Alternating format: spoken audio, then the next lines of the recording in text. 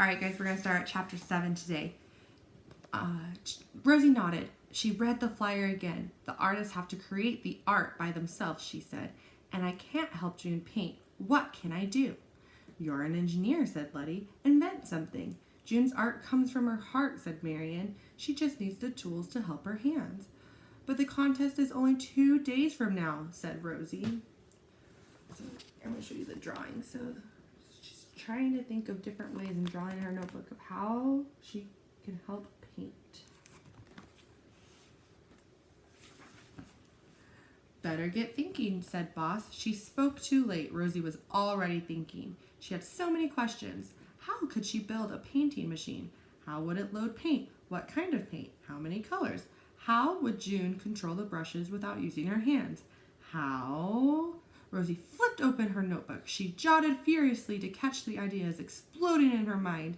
As she did, the sounds of the chattering Riveters faded away, and Rosie was pulled into her own world of engineering.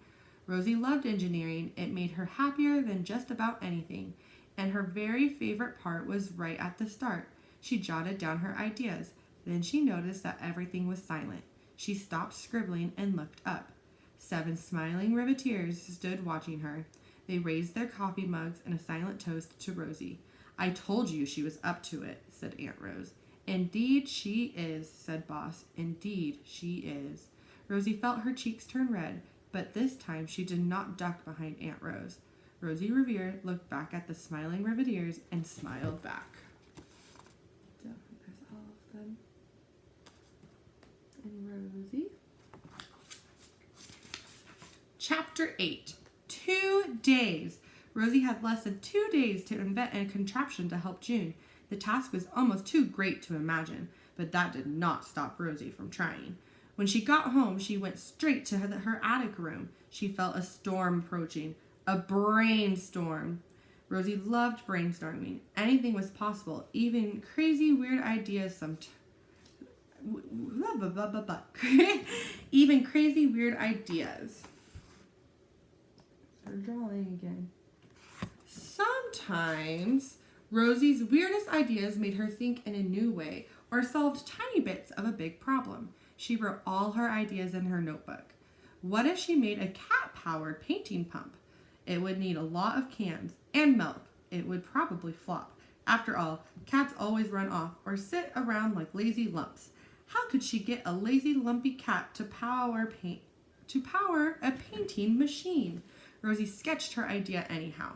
What if she made a paint blobber that used a small catapult to chuck balls of paint at the canvas? What if she combined the two ideas and made a catapult? Would the cats like it? What would that look like? Rosie sketched it out. Rosie had a lot of questions, but what she did not have was time. If she spent too long brainstorming, she would run out of time to make and test the invention. Testing was tricky. So it looks like her bedroom, where she draws all this stuff. She's sitting on her chair, inventing. She remembered the ketchup explosion and the big mess Wait a minute, said Rosie. A new question popped into Rosie's mind. Could the snake away help? What if it pumped paint instead of ketchup? Rosie decided that this was a good place to start. The snake away used a small pump from the garden pond. It ran on batteries and was small, but Rosie could use it to figure out the brushing mechanism. After that, she would figure out how to pump the paint without a battery. Step by step, she would solve this problem. Rosie smiled. It was time for the next stage of the process, design. So chapter 9. So I'm going to show you the picture first. So of her drawing and her sketches. So when as an engineer, you kind of have to think about what's going to happen, just like Rosie is, where she thinks about all the problems that might happen, and she draws them out to make sure she can follow her process. Brainstorming was Rosie's favorite part of engineering, but so was design and research and making prototypes and testing. In truth, Rosie could not pick a favorite part of engineering. That was like picking a favorite cheese. How could a person just pick one? And why would they want to? Rosie tied up her headscarf. She dumped a pile of engineering treasure on the table to the broken Snakeaway Model 5 and got working. After 3 hours, she completed the first model of her new invention, the Paintapalooza 1. It was funky, it was weird, but, thought Rosie, it might just work.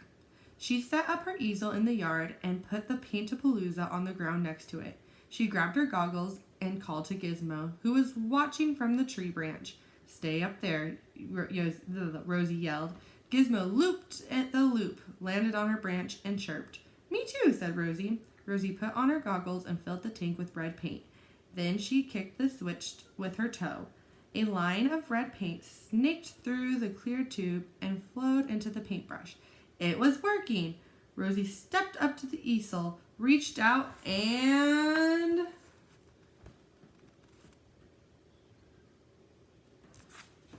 I wonder what's going to happen. Snap! The hose broke free. It slashed through the air like an angry cobra, spitting red paint everywhere. Back and forth, up and around. Rosie swiped at the hose but could not grab it. Paint sprayed over her dress and onto her face and safety goggles. She couldn't see where she was going. Rosie took a step and crack! Her foot broke the leg of the easel. Whoa! Rosie tripped and flipped and landed on her back with a thud. And the easel teetered and then tottered and then fell on top of her. Crash! She lay on the ground beneath the easel and sighed. Rosie knew that failing was part of engineering, but she didn't like it. The Raucous Riveters were counting on her, and she could not let them down. Rosie shook her head. "Stop and think," she said. Rosie thought about what had gone wrong with the test. The loose tube was easy to fix. Rosie felt a little better. She asked another question. What had gone right with the test? The pump got a paint through the tube. That was a big deal. She was on the right track. Rosie smiled as the sun hit her painted goggles, and they glowed like stained glass windows. At least no one saw me, thought Rosie. That was good. And that's when Rosie heard footsteps. Chapter 10. "Rosie," said Ada. Rosie breathed a sigh of relief, and it was Ada and Iggy. "What are you doing?" asked Iggy. "I'm just thinking," said Rosie. "We'll help," said Ada. Ada and Iggy moved the easel and plopped onto the ground next to Rosie. They looked up at the tree and smiled. Just like Rose, they loved thinking about things. Or just like Rosie, they loved thinking about things. They were full of questions. Bernice was right. They really were the questionnaires. So there's tree house. Bird. What's gonna happen? The tree needs a tree house, said Iggy, and he thought about how to make one. Why do birds live in trees? Asked Ada. How do birds fly? Can they fly upside down? Ada thought about trees and birds and flying and so many other things. It's nice to have friends, thought Rosie. She was glad that her friends had come over. They understood her. They also understood what it was like to get caught up in a project. Ada Twist was a scientist and Iggy Peck was an architect. They always helped one another. The three friends lay beneath the tree for a long time. Rosie told them about the Raucous Riveters and the Art-to-Go-Go contest.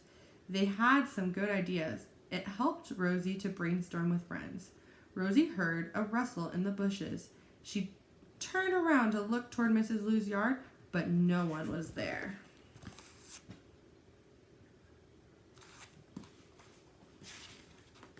Time to go back to the drawing board, said Rosie.